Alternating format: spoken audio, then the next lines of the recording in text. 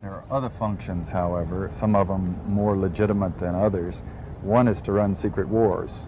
Another thing is to disseminate propaganda to influence people's minds. And this is a major function of the CIA. And unfortunately, of course, it overlaps into the gathering of information. You have contact with a journalist. You will give him true stories, you'll get information from him, you'll also give him false stories. You also work on their human vulnerabilities to recruit them in a classic sense, to make them your agent so that you can control what they do, so you don't have to set them up sort of, by putting one over on them. So you can say, here, plant this one next Tuesday.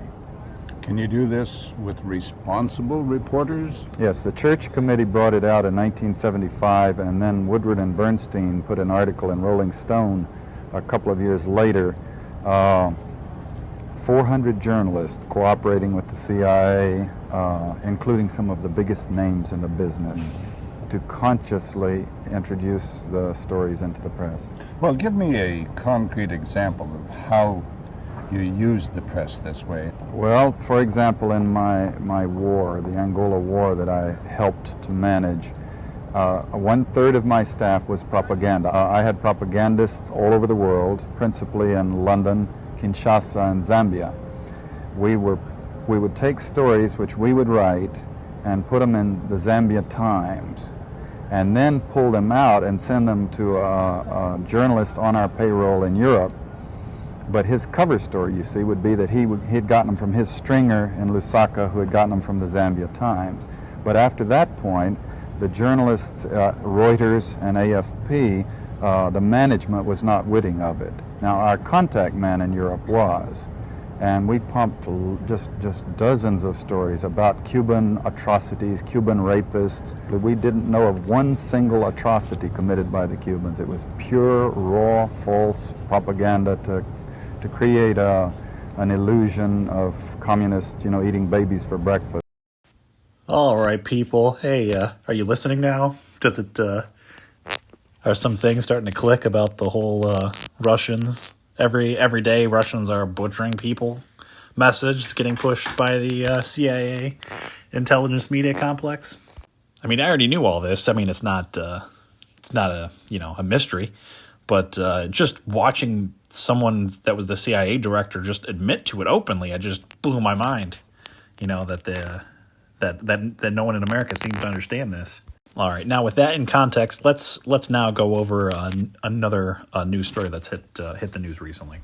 This latest report in NBC that the U.S. intelligence community, or to be more precise, the administration, has been quite intentionally publicizing unreliable or even false intelligence about Putin's state of mind, his self-isolation, about Chinese supplies of weapon systems to Russia, all these absurd stories.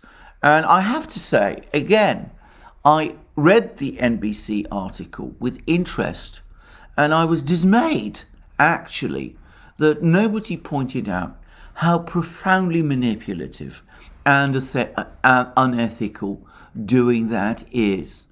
All right, so for context, I put it up as an overlay while Alexander Mercouris was speaking.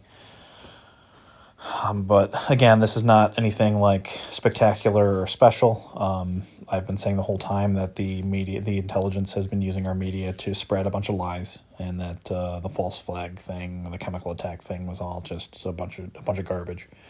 But now the CIA is just openly admitting that they're spewing garbage, and I'm not really sure why they're doing that, but that's what they're saying, and it's kind of, I don't know if everyone's listening, but I'll tell you this much: they're definitely not admitting to everything they lied about, and if you think they are, you're nuts. Well, let's remember for a second what was said earlier. 400 journalists cooperating with the CIA. Do you think they have less now, or is it perhaps that they have more now? Do you think it's logical that they're admitting to having duped you on a couple of things in order to get you to strengthen your belief in the things that they have not mentioned? And on a related note, who is it, do you think, that's controlling the censorship on platforms like Twitter and Facebook and YouTube, which was especially seen ramped up to an insane level during the COVID crisis and is seen once again in the Ukraine-Russia conflict. Ukraine's defense minister on Sunday accused Russian forces of an array of atrocities. Said on Sunday that 300 residents had been killed during a month-long occupation by the Russian army. And wow, that sounds horrible. And, if you actually trusted the mainstream media, and this news story was on every single one of them, if you had trusted them, then you would come out being very angry at the Russian people. But let's remember what our CIA director said earlier. We pumped just dozens of stories about Cuban atrocities, Cuban rapists. We didn't know of one single atrocity committed by the Cubans. It was pure, raw, false propaganda to create an illusion of communists, eating babies for breakfast. Well, that does make more sense of all the atrocities from the Russians coming out in the newspapers that keep getting disproven by the alternative media, and then that just never comes out into the public light because CNN, Fox News, no one will cover it. Now back to what did happen in Bucha. My personal view, and it's a view of anyone that's a rational human being, is you'd want to know how those people died, because it is tragic that people, which are apparently civilians, were killed. And I definitely think that should be investigated.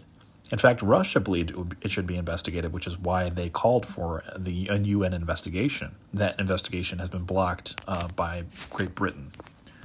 However, what we did get was a few pictures of all of those dozens and dozens of media sources going to the crime scene and making the propaganda.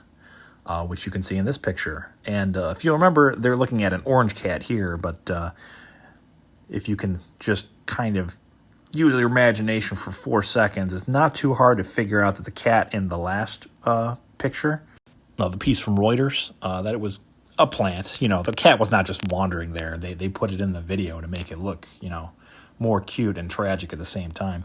Which literally is from the movie Wag the Dog, which if you haven't seen it, just watch it, and then, think of that every time you watch the news.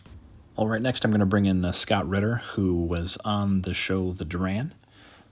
He is a Marine Corps strategist, specifically helped to design the strategy that won the war in Iraq, and he was also a UN weapons inspector. Now, as a caveat, he has had some personal things which are not the most moral, but his points in regard to military strategy and intelligence are really what I care about. The nationalists, I should say, who control some of the key police and military and governmental structures, have turned this into a war of hate, where the Russian has become a subhuman and can. We saw there was a communication coming out of, I think, Dnipro or Dnipropetrovsk, where the mayor was saying, "Kill them all, kill them. They're subhumans. Kill them all." And we've seen similar things: castrate Russian prisoners, so forth and so forth. So we've seen this become a visceral war of hatred, especially from the Ukrainian side, where collaborators are killed, tortured, murdered. And we know this because we've seen that in Mariupol, we've seen it elsewhere. So now the Russians are in Bucha. They've worked out an arrangement for peaceful coexistence with the population. And now they withdraw. And the first units in are the Ukrainian National Police. But they're not national police. They're the Azov Battalion, reconfigured as the national police. We know this. We know that the national police absorbed a tremendous number of right-wing nationalist neo-Nazis. And they come in, and the first videotapes out of there show a town that's been destroyed. There's a few bodies around, but not many. And the mayor is bragging about how the town is totally in control. He's got control of everything. It's done. This was March 30th, the Russians left. March 31st, the Ukrainian forces come in. On April 2nd, a videotape was released. It's a little over a minute long, and it shows a dozen or so bodies littering a street. But what made these bodies different is that many of them had been bound, and it looked like they had been executed. And so now the spin that's coming out is that the Russians did this. the Russians executed. Why would an army who's made so much sacrifice in defense of the commander's intent of not harming Ukrainian civilians, of not harming Ukrainian infrastructure, at the last minute throw it all away for the sake of killing 12 people? No. You know who killed them? I believe the Ukrainian National Police came in and began a program of retribution where good Ukrainian citizens pointed out Farmer Joe who dared sell the Russians eggs. Well, that's a death sentence now. But all I'm saying is anybody who is seen as collaborating or cooperating with the Russians, especially if you're a Russian speaker, it's a death sentence. I believe some of these people were just captured and shot. Some were trying to escape and were gunned down in the process of escaping once it became clear that this retribution was taking place.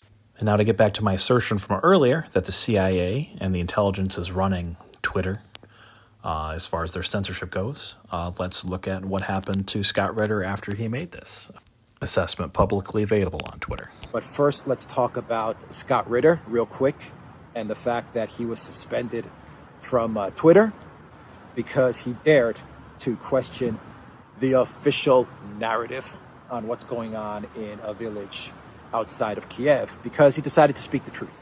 So you think Trump was really banned for mean tweets? No, Trump was a danger to the intelligence media complex.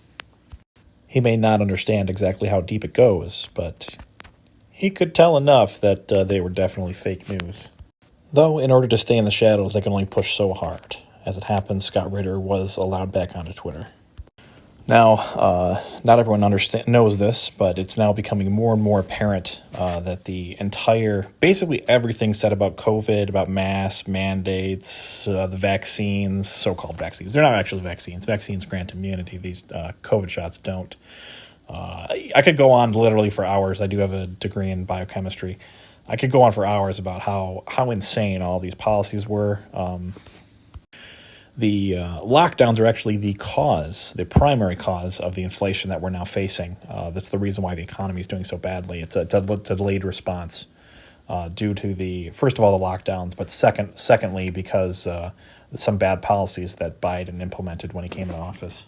But now that the COVID crisis is no longer the main focus of the intelligence media complex and all their censorship, that whole narrative is now falling apart because it was held in place through brute force and through propaganda and censorship, not through actual science or reason. And just as an example, here's just some information that I knew and I was telling people back 2.5 years ago when before the idea when a vaccine was just a hypothetical thing. I told everyone that it was completely pointless because the disease is so mild that there's no point to actually making a vaccine. That's why you should have made just focused on drugs that treat people that actually get sick, which are such as ivermectin and hydroxychloroquine, which we already had. And here's a nice graph, basically just showing that the Pfizer drug does absolutely nothing compared to a placebo. They both have relatively the same number of deaths from COVID. Actually, the Pfizer trial, you had more deaths if you actually got the vaccine because the vaccine kills a small number of people.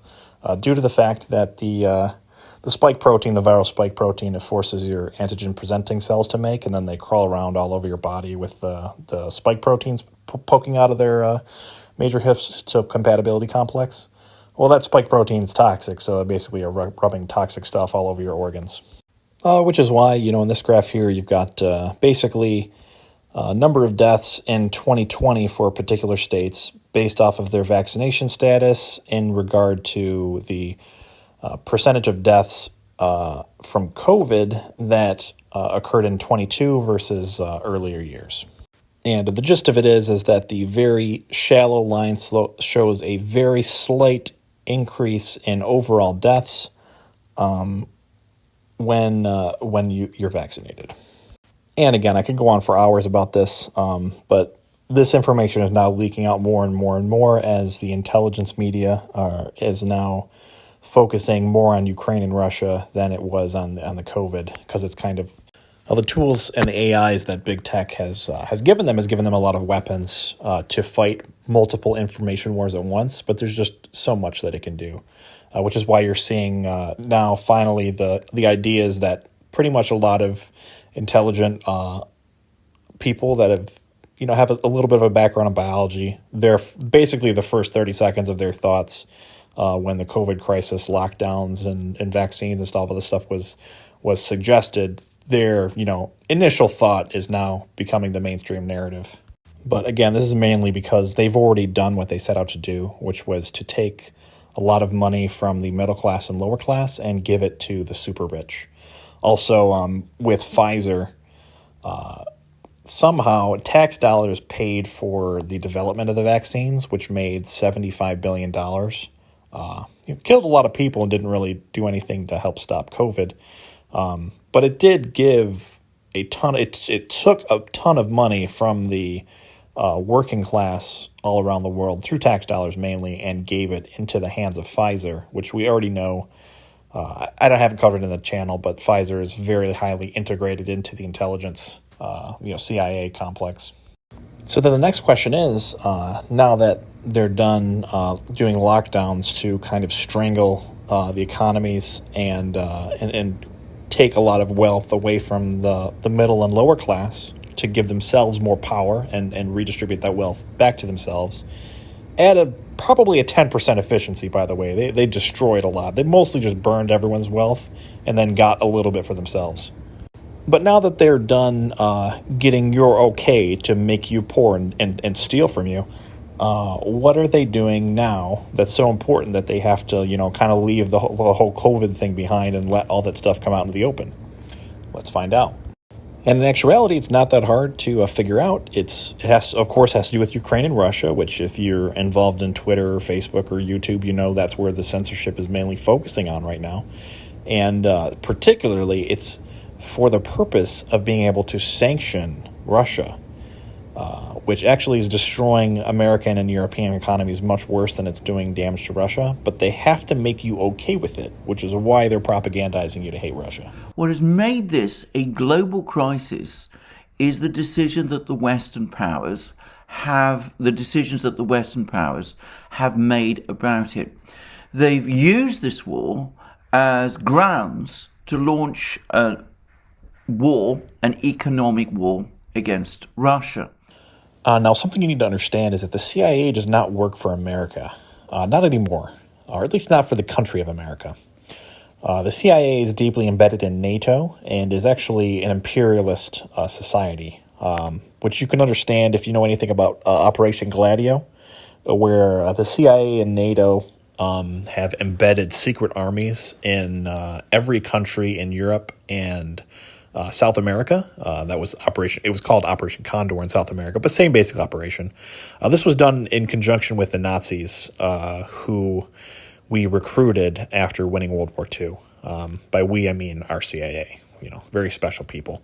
But yeah, just look up Operation Gladio, all that came out in the 90s. But those secret armies are actually still working in most countries in the world.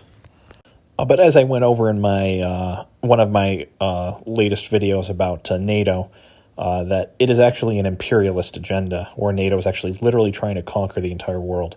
And that is what our CIA is interested in. That's why it will sacrifice American interests for globalist interests.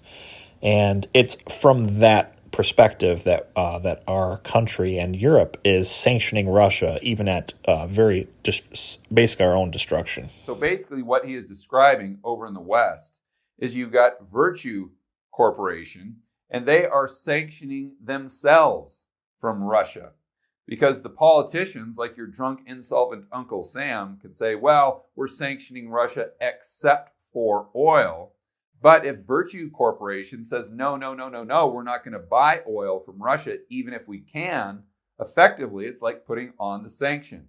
And then you've got Moody, the millennial, right here in the middle, and they don't care if their standard of living goes down, so long as it makes them feel good, or so long as whatever policy your drunk, insolvent Uncle Sam is implementing against Russia or the East makes them sleep well at night.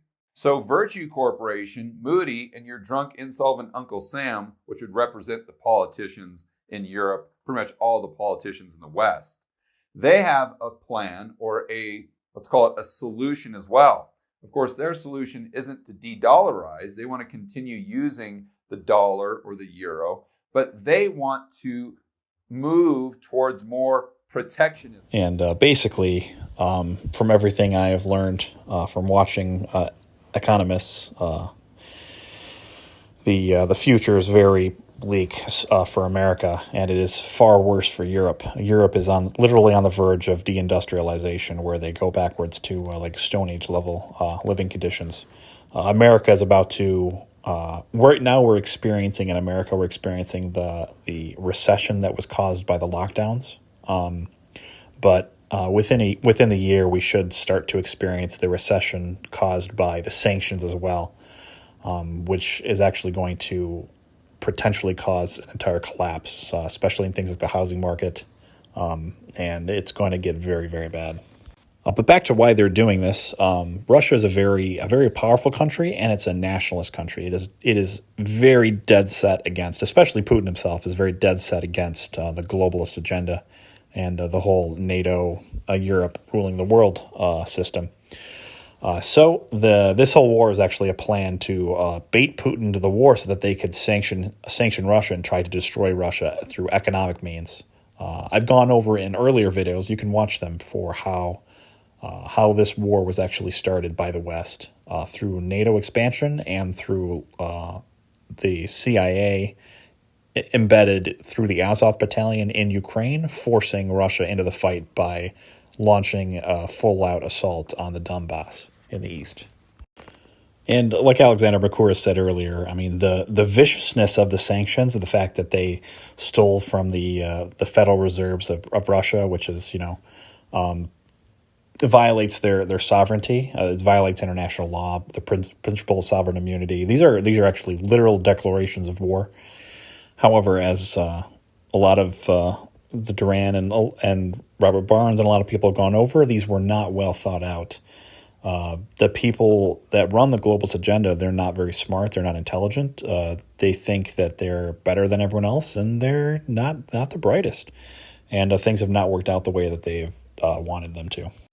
For instance, when the sanctions were launched, the West said that the economy would get so bad in Russia that their economy would collapse, that there would be a bank run, that the ruble would go into hyperinflation, and that they actually thought there was going to be regime change in Russia, where there was going to be an open revolt against Putin. What has actually happened is the ruble within a couple weeks strengthened, and it went back down to its normal after all the economic just severe attacks, everything you could imagine, everything they could imagine.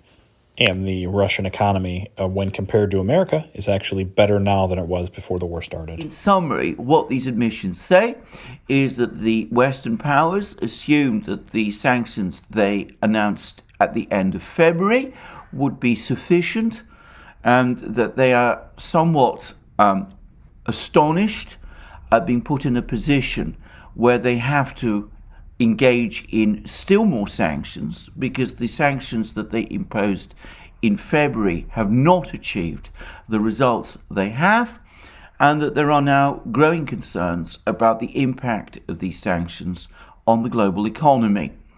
Well, as I've said many times, a lot of this ultimately stems from a massive misjudgment of the scale, diversity, depth of resources and resilience of the Russian economy, or of the quality of administrative and economic governance in Russia, as well as, by the way, a sense of a sense that waging this kind of economic war would consolidate Russian attitudes further behind their government. And like Alexander mentioned there at the end, Putin's his approval rating in Russia is now at 83%. It was about 67, I believe, when the war in Ukraine started. But at this point, everyone in Russia now understands how much the West hates them and how NATO was out to destroy them. So they are rallying behind Putin because he is a very good and a very good leader to the people of Russia. He is protecting them, and he is protecting them from wokeness as well. The Russians don't like the whole LGBTQ nonsense that we have going on over here in America, and they are happy that Putin is keeping the West at bay militarily and economically, but culturally as well. So then logically, since I've asserted that the goal of the war was to destroy Russia using economic sanctions, it's now understandable why why America and Europe have prevented Zelensky from submitting to the Russia's peace requirements in negotiations, which I've gone over in earlier videos, that we have been forcing Ukraine for the last 8 years to basically default and neglect its treaty obligations through the Minsk Accords, and that they have negotiated in bad faith for almost a decade now with Russia, all on behalf of the West. And now we understand the reason for that was first so that we could get them into the war, but now that they're at war, we are preventing the Ukrainian people from making peace so that we can continue the sanctions to attempt to destroy them.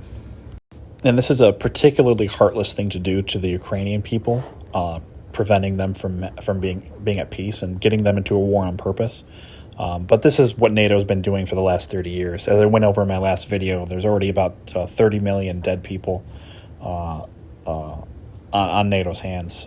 So this is nothing compared to the bloody wars they've been fighting for the last 30 years. For the record, I don't think that these arms supplies are going to make any significant difference to the outcome of the war. But I understand that Victoria Nuland's European tour, which has been much commented upon, her visits to Greece and Cyprus and Turkey, and also her previous visits to Germany and France, were actually principally about trying to cobble together weapons that could be sent to Ukraine to keep the war going there. I have to say that I find that profoundly wrong. I find that deeply immoral, actually. But there we are. It seems to me prolonging a war which Ukraine will lose, causing more deaths in Ukraine, instead of encouraging Ukraine to come to a peace agreement with Russia. As I said, I find that deeply disturbing, very immoral and very wrong. But I can't really see much sign of any ethical understanding on the part of Western leaders at the moment. And of course, as part of the campaign to keep the war running so that we could sanction Russia, so that we could attempt to destroy Russia's economy, a lot of the propaganda has been coming out from the intelligence media complex talking about how Russia's losing and Ukraine's making all these advancements and they're heroically defending, which is all fake. It's all fake. And Scott Ritter's about to. I'm going to bring Scott Ritter back to talk about it just very, very small for a little bit. Basically, all this information they were talking about Kiev, that was just a distraction. Russia literally said their first day that they were not attempting to storm any cities, including Kiev. The only one they wanted to get into was Mariupol, because that's where the Azov battalion was. But anyway, so that's all propaganda for the purpose of prolonging the war, because as long as everyone thought Ukraine could win, no one's going to bat an eye that they won't surrender.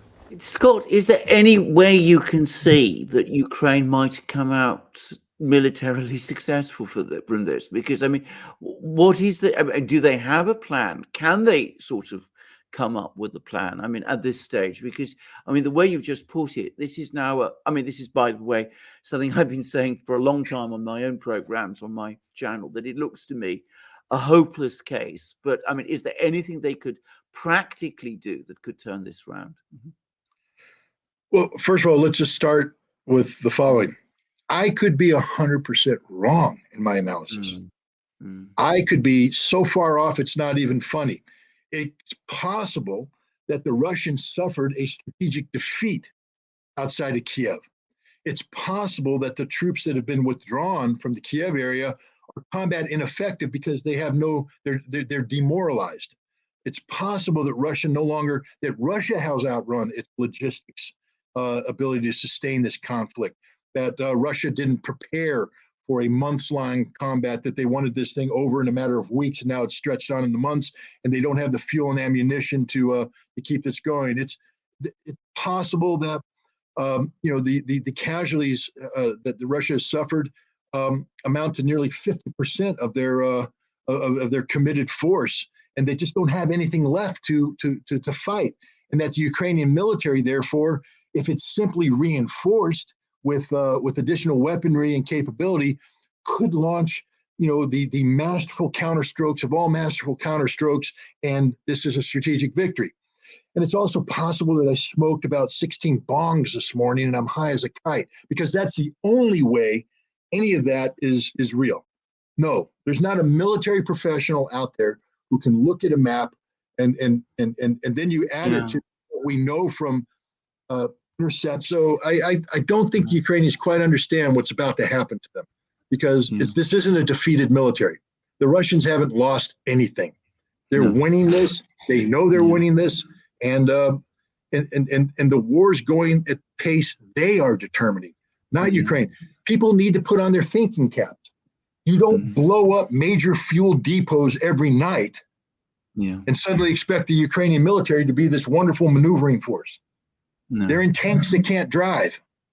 Their tanks are static right now because there's no fuel in the tank, which means that once you get into a battle of maneuver, coffin. It's a coffin. Yeah. Same thing with their armored vehicles. The same thing with their artillery. Where's the ammunition coming from? You see all those multiple rocket launchers going off, and it's really dramatic and everything. But now you got to reload. Where's that stuff coming from? You need 90 trucks worth of ammo to come up and get the battalion ready. There ain't 90 trucks, because even if they have the trucks, they don't have the fuel for the trucks, and they don't have the ammo anymore because it was blown up in the ammo dump. So Ukrainians have exhausted their ability to fight. That's why right now we have a major propaganda effort underway to keep the attention of the West in place, because believe me, the West knows what's going on. You don't think NATO intelligence understands the reality on the ground in Ukraine? They know the Ukrainian army has been defeated. They know it's over. There's nothing. Yet the Ukrainians are saying, feed me, feed me, feed me, feed me. Now, it'd be one thing if you looked at him and said, no, you're not going to get it. Yeah, you've lost. But then they create diversions, and I'm sure we're going to talk about one of these diversions pretty soon, that enrages the West.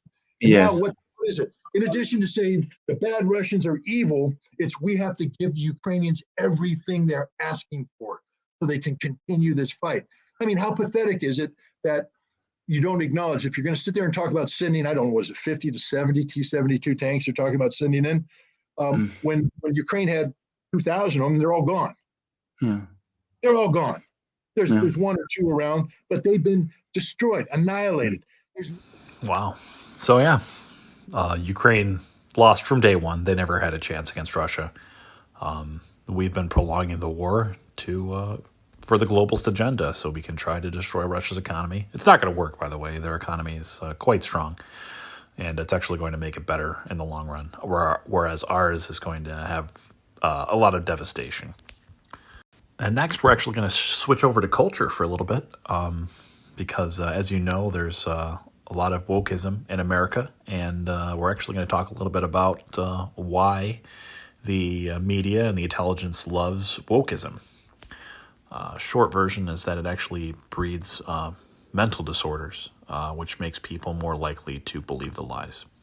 Or at least that's a natural reason. Spiritually, it's because it's satanic, and the globalist agenda is ultimately a satanic religion, trying to bring in the mark of the beast and the Antichrist and all that. But in the natural sense, here is why the intelligence media loves wokeism. So the study examined white liberals, moderates, and conservatives, both male, female, found that conservatives were far less likely to be diagnosed with mental health issues than those who identified as liberal or very liberal. Okay. I'm not too surprised there. What's more, white women suffered the worst of all. White women ages 18 to 29 who identified as liberal were given a mental health diagnosis from medical professionals at the rate of 56%, as compared with 28% in moderates, 27% in conservatives. You can see the chart that they're referencing from Pew. I think that there is a correlation or a causal effect, let's say, all of these things that I'm talking about aside, with the having this really cult-like belief in the progressive narrative and some form of mental illness to where you're just not all there. Diagnosis. But see, again, I would look at it from the other side. Is the mental health problems contributing to this gravitational pull that the progressive narrative actually has? I think that's a more interesting question. See, she's saying is, the fact that you watch CNN, is that making you crazy? I would say, is the fact that you're crazy making you watch CNN? Now, what I'd also like to point out is a lot of the progressive, their projects actually destroy the human being. They destroy the soul. They destroy your ability to think, your ability to reason. Call women men, men women. That destroys the family.